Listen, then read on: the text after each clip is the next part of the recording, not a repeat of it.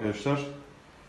Bugün bir petek temizliğinde yine beraberiz. Şöyle peteği uzaktan çektim. Şu an içine doğru gidiyorum. Belki inanamayacaksınız ama peteğin hali bu. Bayağı pis.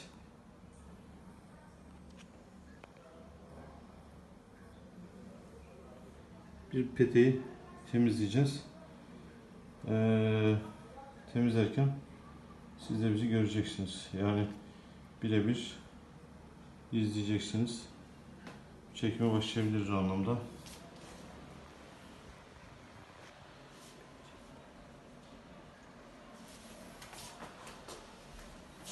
Evet, başlıyoruz. Şimdi peteği. Önce kuru barla temizlik yapıyoruz.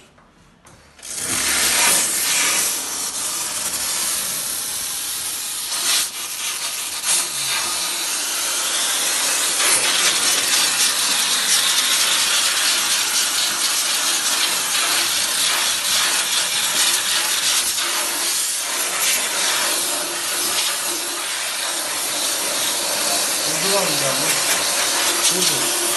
Kapat.